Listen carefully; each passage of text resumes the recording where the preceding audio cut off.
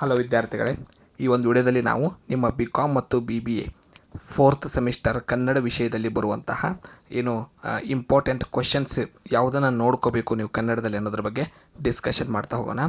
ಮೊದಲಿಗೆ 2 ಅಂಕದ ಪ್ರಶ್ನೆಗಳನ್ನ ನೋಡೋಣ. ಇವುಗಳಿಗೆ ಉತ್ತರಗಳು ನಿಮಗೆ ನಮ್ಮ ಆ್ಯಪ್ನಲ್ಲಿ ಸಿಗುತ್ತೆ. ಹಾಗೆಯೇ ಯೂಟ್ಯೂಬ್ ಮೆಂಬರ್ಶಿಪ್ ಜಾಯ್ನ್ ಆಗೋದ್ರಿಂದನೂ ಕೂಡ ಸಿಗುತ್ತೆ. ಸೊ ಡಿಸ್ಕ್ರಿಪ್ಷನಲ್ಲಿ ನಮ್ಮ ಆ್ಯಪ್ನ ಲಿಂಕ್ ಕೊಟ್ಟಿರ್ತೇವೆ, ಅದನ್ನು ಡೌನ್ಲೋಡ್ ಮಾಡಿಕೊಂಡು ನೀವು ಕ್ಲಾಸ್ನ ಜಾಯ್ನ್ ಆಗ್ಬೋದು. ಯೂಟ್ಯೂಬ್ ಮೆಂಬರ್ಶಿಪ್ ಲಿಂಕ್ನೂ ಕೂಡ ಕೊಟ್ಟಿರ್ತೇವೆ. ಹಾಗೆಯೇ ವಾಟ್ಸಪ್ ಗ್ರೂಪ್ ಇರುತ್ತೆ, ವಾಟ್ಸಪ್ ಗ್ರೂಪ್ನ ನೀವು ಜಾಯ್ನ್ ಆಗ್ಬೋದು. ಸೊ 2 ಅಂಕದ ಪ್ರಶ್ನೆಗಳನ್ನ ನೋಡ್ತಾ ಹೋಗೋಣ. ವ್ಯವಹಾರ ಪತ್ರ ಎಂದರೇನು? ವಿಚಾರಣಾ ಪತ್ರ ಎಂದರೇನು? ಆದೇಶ ಪತ್ರ ಎಂದರೇನು? ವಿಕ್ರಯ ಪತ್ರ ಎಂದರೇನು? ಆಕ್ಷೇಪಣೆ ಪತ್ರ ಎಂದರೇನು? ಕೋರಿಕೆ ಪತ್ರ ಎಂದರೇನು? ವರದಿ ಎಂದರೇನು? ಬ್ಯಾಂಕ್ ಪತ್ರ ವ್ಯವಹಾರ ಎಂದರೇನು? ವಿಮಾ ಪತ್ರ ವ್ಯವಹಾರ ಎಂದರೇನು? ಜೀವ ವಿಮೆ ಎಂದರೇನು? ಸಾಮಾನ್ಯ ವಿಮೆ ಎಂದರೇನು? ಅಗ್ನಿ ವಿಮೆ ಎಂದರೇನು? ಕಡಲ ವಿಮೆ ಎಂದರೇನು? ಸಂಕ್ಷಿಪ್ತ ಲೇಖನ ಎಂದರೇನು? ಪ್ರಬಂಧ ಲೇಖನ ಎಂದರೇನು?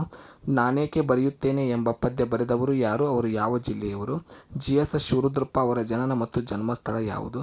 GS ಶಿವರುದ್ರಪ್ಪ ಅವರ ಕವನ ಸಂಕಲನಗಳು ಯಾವುವು? ಅಲ್ಲಮನೆಂಬ ಅಗ್ನಿಕುಂಡದಲ್ಲಿ ಹಾಯ್ದು ಬಂದಂತೆ ಈ ಲೇಖನವನ್ನು ಬರೆದವರು ಯಾರು? ಅವರು ಯಾವ ಊರಿನವರು? ಡಾಕ್ಟರ್ ರಮೇಶ್ ಕಲ್ಲನಗೌಡ ಇವರ ಜನನ ಮತ್ತು ಜನ್ಮಸ್ಥಳ ಯಾವುದು ತಿಳಿಸಿ. ಡಾಕ್ಟರ್ ರಮೇಶ್ ಕಲ್ಲನಗೌಡ ಅವರ 2 ಕಥಾ ಸಂಕಲನಗಳನ್ನು ತಿಳಿಸಿ. ಅರವಿಂದ್ ಮಾಲಗತ್ತಿಯವರ ಜನನ ಮತ್ತು ಜನ್ಮಸ್ಥಳ ಯಾವುದು?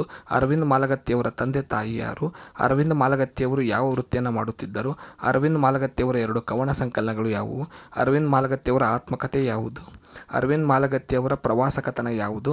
ಅರವಿಂದ್ ಮಾಲಗತ್ತಿಯವರ 2 ಕೃತಿಗಳನ್ನು ತಿಳಿಸಿ. ಕವಿ ನಿರಾಯುಧ ಯೋಧ ಕಾವ್ಯ ನರಕದ ಪಾಪ ತೊಳವ ಅಶ್ರುಜಲ ಲೇಖನದ ಲೇಖಕರು ಯಾರು? ಅವರು ಯಾವ ಜಿಲ್ಲೆಯವರು? ಬಿ ಪೀರ್ ಪಾಷಾ ಅವರ ಜನನ ಮತ್ತು ಜನ್ಮಸ್ಥಳ ಯಾವುದು? ಬಿ ಪೀರ್ ಪಾಷಾ ಅವರ ತಂದೆ ತಾಯಿ ಯಾರು? ಬಿ ಪೀರ್ ಪಾಷಾ ಅವರ ವೃತ್ತಿ ಯಾವುದು? ಬಿ ಪೀರ್ ಪಾಷಾ ಅವರ 2 ಕವನ ಸಂಕಲನ ಅಥವಾ 2 ಕೃತಿಗಳನ್ನು ತಿಳಿಸಿ. ಶ್ರೀಮತಿ HS ಮುಕ್ತಾಯಕ್ಕ ಅವರ ವೃತ್ತಿ ಏನು? ಶ್ರೀಮತಿ HS ಮುಕ್ತಾಯಕ್ಕ ಅವರ 2 ಕವನ ಸಂಕಲನಗಳನ್ನು ಹೆಸರಿಸಿ.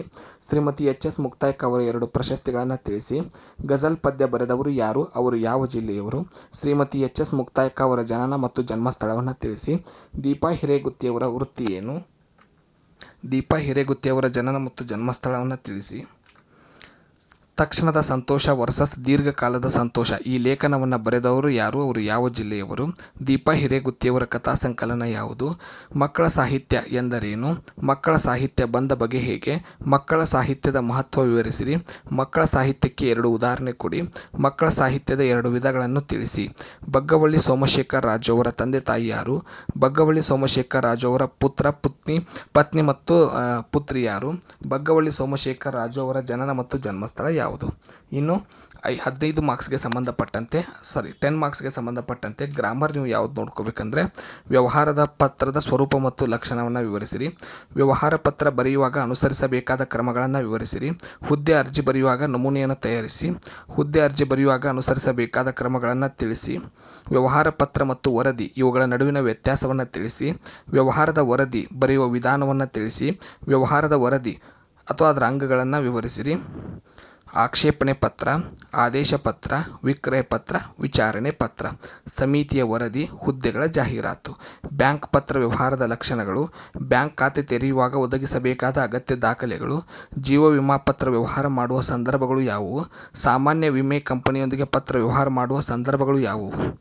ಸಂಕ್ಷಿಪ್ತ ಲೇಖನ ಬರೆಯುವಾಗ ಗಮನಿಸಬೇಕಾದ ಅಂಶಗಳು, ಸಂಕ್ಷಿಪ್ತ ಲೇಖನ ಬರೆಯುವ ತಂತ್ರಗಳು. ಇದಿಷ್ಟು ಗ್ರಾಮರ್ನ ಲಾಂಗ್ ಕ್ವಶನ್ಸು.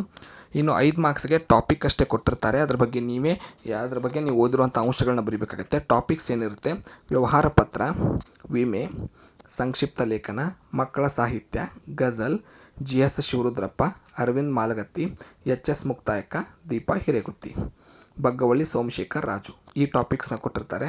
ಇವುಗಳ ಬಗ್ಗೆ ನೀವು ಎಕ್ಸ್ಪ್ಲನೇಷನ್ನ ಬರೀಬೇಕಾಗುತ್ತೆ. ಇನ್ನು ಲೆಸನ್ಸ್ ಮೇಲೆ ಕೇಳುವಂಥ ಪ್ರಬಂಧದ ಮೇಲೆ ಇರುವಂಥ ಟಾಪಿಕ್ಸ್ಗಳು ಮೇನಾಗಿ 10 ಟಾಪಿಕ್ನಲ್ಲಿ ಯಾವುದು ಇಂಪಾರ್ಟೆಂಟ್ ಅಂದರೆ ಪರಿಸರ ಮಾಲಿನ್ಯ, ಹವ್ಯಾಸಗಳು, ಜಾಗತಿಕ ತಾಪಮಾನ ಏರಿಕೆ, ರಾಷ್ಟ್ರೀಯ ಹಬ್ಬಗಳು, ರಾಷ್ಟ್ರೀಯ ಭಾವೈಕ್ಯತೆ, ಅರಣ್ಯ ನಾಶದ ದುಷ್ಪರಿಣಾಮ. ಇನ್ನು ಲೆಸನ್ಸ್ ಮೇಲೆ ಕೇಳುವಂಥ ಕ್ವೆಶನ್ಸ್ಗಳಂದರೆ, ನಾನೇಕೆ ಬರೆಯುತ್ತೇನೆ ಪದ್ಯದಲ್ಲಿ ಕವಿ GS ಶಿವರುದ್ರಪ್ಪ ಬರೆಯುವುದಕ್ಕೆ ಯಾವ ಕಾರಣಗಳನ್ನು ಕೊಟ್ಟಿದ್ದಾರೆ ವಿವರಿಸಿರಿ. ಲೇಖಕರು ಲೇಖನದಲ್ಲಿ ತಮ್ಮ ಬರವಣಿಗೆ ಅಲ್ಲಮನೆಂಬ ಅಗ್ನಿಕುಂಡದಲ್ಲಿ ಹಾಯ್ದು ಬಂದಂತೆ ಎಂದು ಏಕೆ ಹೇಳುತ್ತಾರೆ ವಿವರಿಸಿರಿ. ಅರವಿಂದ್ ಮಾಲಗತ್ತಿಯವರು ತಮ್ಮ ಬದುಕಿನ ಮತ್ತು ಬರಹದ ತಿರುವು ಬದಲಾವಣೆಗೆ ಯಾವ ಘಟನೆಗಳನ್ನು ಲೇಖನದಲ್ಲಿ ವಿವರಿಸಿದ್ದಾರೆ. ಕವಿ ನಿರಾಯುಧ ಯೋಧ ಕಾವ್ಯ ನರಕದ ಪಾಪ ತೊಳವ ಅಶ್ರುಜಲ ಲೇಖನದ ಆಶಯ ಅಥವಾ ಅದರ ತಿರುಳು ಏನು? ಮುಕ್ತಾಯಕ ಗಜಲ್ ಪದ್ಯದಲ್ಲಿ ತಮ್ಮನ್ನು ಯಾವ ಯಾವ ವಿಷಯ ವಸ್ತುಗಳಿಗೆ ಹೋಲಿಸಿಕೊಂಡಿದ್ದಾರೆ? ತಕ್ಷಣದ ಸಂತೋಷಕ್ಕಾಗಿ ದೀರ್ಘಕಾಲದ ಸಂತೋಷವನ್ನು ಹಾಳು ಮಾಡಿಕೊಳ್ಳುತ್ತಿರುವುದಕ್ಕೆ ಉದಾಹರಣೆಯಾಗಿ ಲೇಖಕಿ ಯಾವ ಯಾವ ದೃಷ್ಟಾಂತಗಳನ್ನು ಕೊಟ್ಟಿದ್ದಾರೆ ವಿವರಿಸಿರಿ. ಅರಳು ಮನಸ್ಸುಗಳಿಗೆ ಅಕ್ಷರದ ದೀವಿಗೆ ಈ ಲೇಖನದ ಆಶಯವೇನು? ಸೊ ಇವಿಷ್ಟು ಲೆಸನ್ಸ್ ಪೋಯಮ್ಸ್ ಮೇಲೆ ಮತ್ತು ಗ್ರಾಮರ್ಸ್ ಮೇಲೆ ಏನು ಕ್ವಶನ್ ಓದಬೇಕು, ಟಿಪ್ಪಣಿ ಟಾಪಿಕ್ನ ಏನು ನೋಡ್ಕೋಬೇಕು, 2 ಮಾರ್ಕ್ಸ್ಗೆ ಏನು ನೋಡ್ಕೋಬೇಕು ಅನ್ನೋದನ್ನು ಹೇಳಿದ್ವಿ. ಇಷ್ಟು ಇದರಲ್ಲಿ 80 ಮಾರ್ಕ್ಸ್ ಕ್ವಶನ್ಸ್ ನಿಮಗೆ ಬರುತ್ತೆ.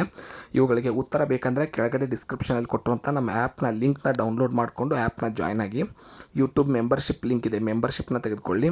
ಮತ್ತು ವಾಟ್ಸಪ್ ಗ್ರೂಪ್ ಇದೆ, ವಾಟ್ಸಪ್ ಗ್ರೂಪ್ ಲಿಂಕ್ನ ಜಾಯ್ನ್ ಆಗಿ.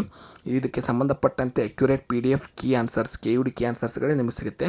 ಔಟ್ ಆಫ್ ಔಟ್ ನೀವು ಸ್ಕೋರ್ ಮಾಡ್ಬೋದು. ಧನ್ಯವಾದಗಳು. ಮುಂದಿನ ವಿಡಿಯೋದಲ್ಲಿ ಮತ್ತೆ ಸಿಗೋಣ.